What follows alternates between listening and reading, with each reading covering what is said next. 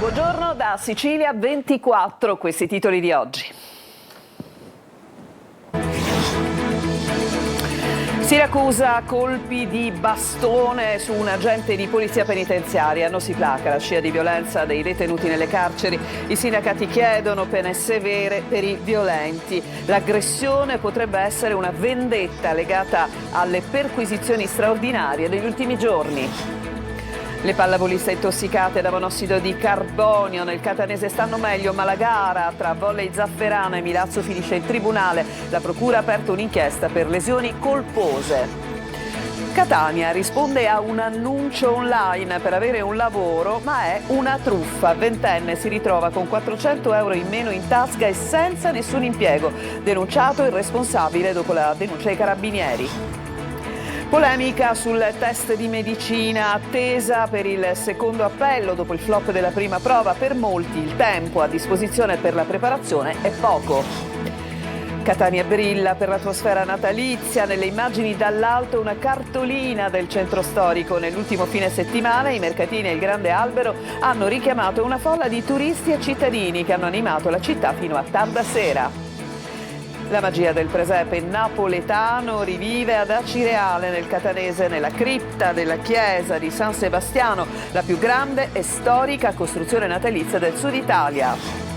Calcio, il Palermo vince e convince Empoli e si rilancia in classifica. I toscani dell'ex Dionisi battuti per 3-1 con una doppietta di Poyampalo. Serie C, classifica e numeri danno ragione al Catania capolista, ancora 2 gli appuntamenti prima del Giro di Boa, domenica a Potenza, poi in casa contro l'Atalanta Under 23. Ancora ben trovati, un agente di polizia penitenziaria è stato aggredito da un gruppo di detenuti a colpi di bastone, ferite in diverse parti del corpo, e i sindacati lanciano davvero un grave allarme per questo flusso continuo di violenza nelle carceri. L'ultimo caso accaduto a Siracusa. Sentiamo Francesco Aloi. I detenuti uniti contro un agente di polizia penitenziaria. È l'ennesima aggressione, forse anche premeditata, nel carcere Cavadonna a Siracusa, che per la brutalità poteva finire nel peggiore dei modi.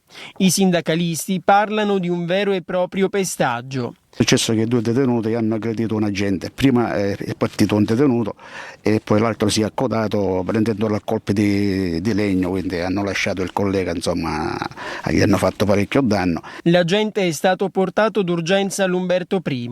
Sul suo corpo i segni ben visibili, tra tante ecchimosi, ferite al volto e danni all'orecchio, timpano incluso. Tutto è accaduto nel blocco 10 che però da qui non si vede. Lì ci sono i detenuti considerati più violenti. Pensiamo possa essere anche legato a queste perquisizioni straordinarie che sono state effettuate negli istituti dove sono state trovate droga, hanno ritirato telefonini e quindi può anche essere che sia anche quello. Ogni volta sembra un film visto e rivisto. Una situazione che, dice chi lavora nelle carceri, non può più continuare. E così si invocano pene pesanti per i detenuti violenti. Abbiamo chiesto più volte la riapertura del carcere di Pianosa e considerare le aggressioni come atto ostile allo Stato, quindi come atto terroristico. Perché il problema riguarda un po' tutti i penitenziari della Sicilia e non solo. No, allora, le aggressioni avvengono nei penitenziari in tutta Italia, non si sono fermati, sono una fase costante in evoluzione. Adesso torniamo al caso delle pallavoliste intossicate da monossido di carbonio a Zafferana nel catanese. Stanno meglio, ma la gara tra la AS di Volley Zafferana e il Milazzo finisce in tribunale. Sentiamo Tonino De Mana. Fortunatamente abbiamo scampato una tragedia, stiamo tutti molto meglio e rimane solo l'amaro in bocca di quel che sarebbe potuto essere, ma fortunatamente non è stato, quindi guardiamo avanti con un'altra ottica e vi rinnovo i ringraziamenti. Sta bene, rassicura e ringrazia tutti Maria Laura Panetta, l'atleta del volley 96 Milazzo colta da malore durante la gara con la SD Zafferana Volley per le esalazioni da monossido di carbonio. Di sicuro qualcosa al palatenda di via Manzoni non ha funzionato ed il riferimento è all'impianto di riscaldamento finito sotto sequestro dopo un'accurata relazione dei vigili del fuoco. La procura di Catania ha aperto un'inchiesta, al momento senza indagati, ipotizzando il reato di lesioni colpose. Oltre a Maria Laura Panetta, altri 14 sono finiti in ospedale, per 8 è stata addirittura attivata la camera iperbarica. Situazione inaccettabile per Danilo Lizio, presidente della SD Pallavolo Zafferana, squadra militante in Serie B2 ma costretta ad emigrare a Ragalna. Avendo fatto una richiesta ufficiale al Comune con una PEC di giugno 2025 non ho avuto alcuna risposta in merito alle autorizzazioni del palatenda. Evidentemente queste autorizzazioni non ci sono, anche perché se ci fossero e io non hanno informato la squadra più titolata del paese e quindi ha impedito di giocare a Zafferana, sarebbe credo ancora più grave. È un fiume in piena Lizio, secondo cui il palatenda non doveva neanche aprire i battenti. Credo anche che al di là degli impianti che sono all'interno del palazzetto ci sia anche un problema all'esterno, perché ho sentito tante volte i vigili del fuoco dirmi che le vie di fuga non sono assicurate. La partita tra ASD Volley Zafferana e Milazzo, ferma sul punteggio di 1-1 e con il parziale di 3-5 a favore della squadra ospite, proseguirà in tribunale. Oggi è stato stop alla processione per l'Immacolata a Corleone in segno di lutto. La comunità si stringerà questa sera in una veglia di preghiera per le anime di Lucia e Giuseppina, madre e figlia vittime della disperazione per la disabilità, appunto, che ha portato al gesto estremo. Sentiamo Maglio Viola. Anche il simulacro della Madonna dell'Immacolata di Corleone piange la tragedia che si è consumata nel centro del Palermitano. Niente processione oggi per le vie della cittadina, nonostante la tradizione dell'8 dicembre non sia mai stata interrotta prima. È un segno di lutto forte quello della comunità corleonese e della diocesi di Monreale, per stringersi nel dolore dopo che Lucia Pecoraro, una donna di 78 anni, ha ucciso strangolandola la figlia disabile Giuseppina Milone di 47 prima di suicidarsi. Le due donne prive di vita sono state trovate sabato nella loro abitazione di via Crispi, proprio a Corleone. La donna ha lasciato un biglietto nel quale chiede scusa per il gesto estremo e racconta il suo dramma. Non sapevo più come andare avanti, scrive parlando della disabilità della figlia e della vita trascorsa a cercare di occuparsi di lei.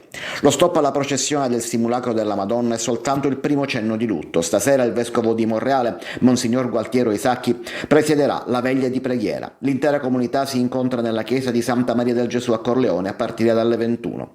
Un dolore che non trova pace, a fronte del quale le associazioni del terzo settore ribadiscono un allarme. L'ultimo saluto alle due donne sarà celebrato domani alle 15:30 nella chiesa di San Martino, sempre a Corleone. Dopo bisognerà far sì che non si spenga l'attenzione su tante altre storie simili. È proprio questa tragedia che scuote sicuramente un po' tutti, certamente apre la tematica complessa della situazione dei caregiver, di tutte le persone dunque che si prendono cura dei familiari colpiti da disabilità importante. La fondatrice dell'Associazione Parlautismo lancia un appello alle istituzioni, l'appello che ha raccolto Luca Ciliberti. Direi che non è più ora di attendere. Occorre una fortissima interlocuzione con le famiglie, perché solo avendo la dimensione della loro voce possiamo avere la dimensione della costruzione di servizi reali e che rispondano ai bisogni. La tragedia di Corleone scuote migliaia di famiglie costrette a vivere ogni giorno una condizione difficile, quella di assistere un figlio o un parente disabile. Rosy Pennino, già assessore alle attività sociali del comune di Palermo, è mamma di Sara e comprende le difficoltà dei caregiver, dell'assistenza quotidiana, le paure legate all'incertezza e del futuro degli anni che avanzano. Le famiglie che spesso vivono una condizione di solitudine, le famiglie che si vedono invecchiare e che hanno paura, dopo una vita di sacrifici, di vedere nell'istituzionalizzazione, nella chiusura in qualche centro, l'unica soluzione per i propri figli. Sarebbe bellissimo sentir parlare le famiglie, i loro racconti, la loro vita, la dimensione, il peso e i loro desideri rispetto ai sostegni di cui hanno bisogno. Per questo spinge su una piena attuazione del decreto legislativo 6224 che di fatto determina l'acquisizione di tutele proporzionate al livello di sostegno di cui la persona con disabilità necessita. Dare ascolto alle famiglie che hanno l'esperienza, la sensibilità e la forza di poter dimensionare risposte che siano veramente quelle di cui hanno bisogno. Voltiamo decisamente pagina e vi raccontiamo adesso un fatto di cronaca avvenuto a Catania. Una ventenne ha risposto a un annuncio online per avere un lavoro, ma si è ritrovata in una vera e propria truffa. Desiree Ferlito. Risponde a un annuncio online per avere un lavoro, ma è una truffa. È successa a Catania, dove una ventenne animata da buone intenzioni risponde all'annuncio inviando il suo curriculum, ma si ritrova con 400 euro in meno in tasca e senza nessun impiego. Una telefonata con numero anonimo sul cellulare della vittima e un appuntamento in piazza Michelangelo Buonarroti a Catania, con la precisazione di portare 100 euro per pagare un commercialista con studio in piazza. Poche ore dopo un'altra telefonata dallo stesso interlocutore e la richiesta di inviare tramite un'app di pagamento altro denaro per l'acquisto di marche da bollo, per un totale di 300 euro. Nel corso delle successive conversazioni telefoniche l'uomo, incontrato in piazza, le ha detto di non aver ricevuto il denaro e l'ha invitata a ripetere i pagamenti. La ventenne, dopo aver inviato altri 90 euro, cominciando ad avere dei dubbi, ha scoperto che nel palazzo indicato in piazza Michelangelo non c'era alcun studio di commercialista. La ragazza ha chiamato i carabinieri che, attraverso le transazioni effettuate e le richieste effettuate sui social network, sono riuscite a individuare l'interlocutore, un 33enne catanese. Per lui è scattata la denuncia. Il flop dei test di medicina e comunque le polemiche che si sono aperti da questa prima prova, dopo questa prima prova superata da appena il 10% degli studenti in tutta Italia. Adesso c'è attesa per il secondo appello, quello del 10 dicembre, ma il presidente della Scuola di Medicina di Palermo dice è davvero poco il tempo a disposizione per la preparazione. Lorena Dolci. È stata un'ecatombe. Solo il 10% degli aspiranti studenti di medicina, odontoiatria o veterinaria ha raggiunto la sufficienza ai test del 20 novembre scorso. La prova in fisica è andata male praticamente in tutte le università d'Italia. Questi dati su Palermo e Catania. Mentre si prepara una valanga di ricorsi per chiedere l'ammissione in sovrannumero degli esclusi, da studenti e docenti piovono critiche al sistema del semestre filtro al suo debutto con la riforma Bernini. Anche il presidente della Scuola di Medicina di Palermo riconosce che il tempo per prepararsi è stato poco. Le lezioni sono partite il 1 settembre e sono terminate ai primi di novembre, quindi noi parliamo di semestre, ma non è un semestre, sono poco più di 2 mesi. Tra le cause del flop dei test, Ciaccio punta il dito contro la carenza di competenze che i ragazzi si portano dietro dalla scuola. Il fatto che ci sia una preparazione di base relativamente alla fisica probabilmente meno adeguato per superare un esame di fisica a livello universitario, probabilmente anche questo può aver influito. Intanto si avvicina la data del secondo appello, il 10 dicembre, per chi ritenterà la previsione del professore Ciaccio. Ipotizzo che per fisica le domande possono essere anche un po' più semplici. La ministra dell'Università, Bernini, invita a non fare allarmismi e si dice sicura che alla fine i posti in graduatoria saranno ricoperti.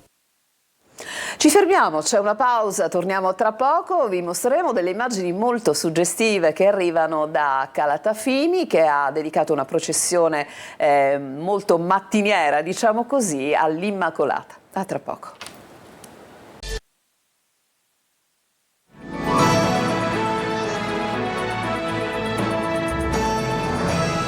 Siamo tornati in studio, la più mattiniera processione d'Italia è ritornata anche oggi, questa mattina a Calatafimi, la città del Trapanese si è svegliata al suono delle campane di San Michele per la processione dedicata al simulacro della Madonna dell'Immacolata. Ci racconta tutto Laura Spanò. Si è rinnovato ancora una volta il rito della processione notturna per le vie di Calatafimi Segesta delle effigie di colei che affettuosamente e con devozione i fedeli chiamano Maculatedda per via delle ridotte dimensioni della statua. Fede, storia, folklore, c'è tutto questo nella suggestiva processione che inizia alle 4:30 di mattina dell'8 dicembre e a quell'ora che dopo lo scampanio delle campane della chiesa di San Michele un lungo serpentone di fuoco alimentato dalle tipiche ciaccole di Disa a Lampeloderma dà il via alla processione più mattiniera d'Italia del simulacro della Vergine, un serpentone umano che si snoda attraverso le vie del centro storico tra due ali di folla, una processione a cui partecipano piccoli e grandi in un contesto reso ancora più esclusivo ed emozionante dalle vuciate alle invocazioni rivolte alla Madonna, un compito affidato ai ragazzi con voci possenti.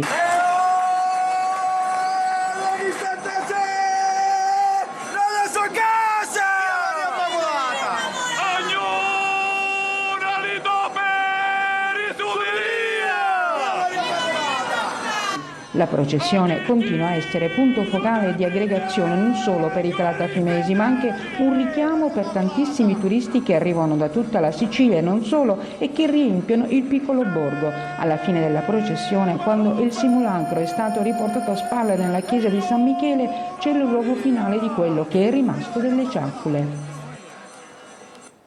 E adesso vi offriamo una cartolina dall'alto del centro storico di Catania, particolarmente affollato durante l'ultimo fine settimana. In queste immagini tutta l'atmosfera natalizia che ha richiamato oltre 100.000 persone tra sabato e domenica, che si sono riversate nei mercatini di Natale sotto il grande albero di Piazza Università e lungo tutta via Etnea a completare il colpo d'occhio. Davvero molto molto bello il rinnovato prospetto di Palazzo degli Elefanti in Piazza Duomo. Cittadini e visitatori hanno animato negozi e locali fino a tarda sera, con la metropolitana aperta eccezionalmente fino a luna di notte. È previsto anche un servizio straordinario della polizia locale nell'area di via San Giuliano, parzialmente chiusa al traffico.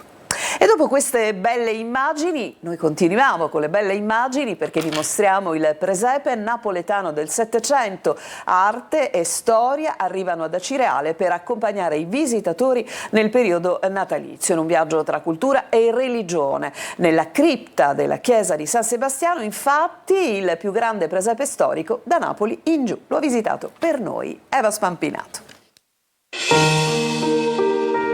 Considerato il presepe più grande a sud di Napoli perché è costituito da 150 personaggi e racconta la Napoli del Settecento, quella di Carlo III di Borbone. Tra le tradizioni più amate del periodo natalizio in Sicilia sicuramente c'è quella della visita al presepe, che di solito si fa in compagnia, in famiglia, con gli amici, un momento di aggregazione attorno alla figura della Natività. Ma quello esposto all'interno della cripta della chiesa di San Sebastiano ad Acireale è senza dubbio molto particolare. Racconta più che la natività di per sé, la Napoli dell'epoca, quindi i vari personaggi che popolavano l'ubriacone con i danzatori, i due giocatori di carte, Zi Vicenzo e Zi Pascale, sono due uomini che giocano la più classica delle partite, quelle tra la vita e la morte. Una bella occasione per scoprire da vicino la storia, l'arte, la cultura e tutte le particolarità che rendono unico il presepe napoletano. Non tutti sanno che a Napoli, anzi a San Gregorio Armeno, nel pieno del Settecento, il presepe divenne una vera e propria opera d'arte.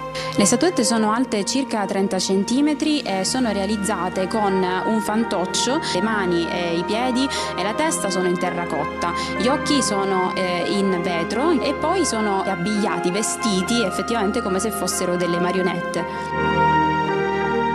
Realizzeremo anche delle visite teatralizzate, quindi impersonando Carlo III di Borbone, Pulcinella e tutti i personaggi del presepe, quelli più caratteristici naturalmente. Abbiamo in mente anche un mystery game da svolgere proprio all'interno della cripta, alla scoperta insomma di un mistero che si svolgerà all'interno, e poi alcune degustazioni, respirare e vivere appunto Napoli come se ci trovassimo lì. E sta riscuotendo apprezzamenti e riconoscimenti il film Strade strette, diretto dal regista Francesco La Rosa. Nel cast molti volti noti dello spettacolo del cinema catanese. Luca Ciliberti. Il maltrattamento alle donne, il sostegno ai disabili, ma anche il riscatto sociale e umano di chi vive nelle periferie o nei quartieri popolari della città, dove le possibilità di riscatto e le vie d'uscita sono sempre più spesso strade strette. Strade strette è anche il titolo del lungometraggio di Francesco La Rosa, il regista per passione, che sta girando concorsi e festival cinematografici in giro per il mondo, riscuotendo riconoscimenti internazionali anche grazie alla partecipazione al film di numerosi attori e personaggi siciliani noti nel mondo del teatro, del cinema e della TV, tra questi Gui Aiello, Antonello Costa, Maria Incudine, tra gli altri, insieme a tanti giovani e giovanissimi alle prime esperienze davanti alle macchine da presa. Nel cast anche la partecipazione di Albano Carrisi. Se noi stiamo su questa terra, dobbiamo dire grazie alla donna. Quindi ogni tipo di pensata violenza dovrebbe essere cancellata. Tutto gira intorno alla storia di amore di due adolescenti ostacolati dalle famiglie, alla rivincita dell'uomo che da orco si convertirà al bene, insistendo così sull'importanza di dare una seconda possibilità a qualsiasi essere umano. Storie diverse ma legate tra loro attraverso cammini che percorrono strade strette, appunto. Una curiosità: le riprese sono state realizzate principalmente a Catania e sono durate più di 1 anno e mezzo. Ci fermiamo ancora, andiamo in pausa e poi torniamo con il calcio e inizieremo con il Palermo che ha sbancato il Castellani di Empoli. A tra poco.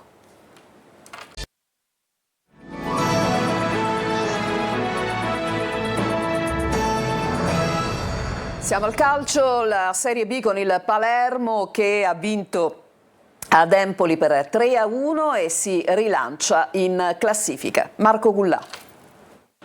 Questa volta il Palermo risponde presente e traccia la strada della continuità. Rosanero che espugnano Empoli con il risultato di 3-1, vittoria netta e convincente che mette il turbo al Palermo. Un successo importante, fondamentale, che la formazione di Inzaghi ha strameritato, subendo l'Empoli solo nella prima parte del secondo tempo.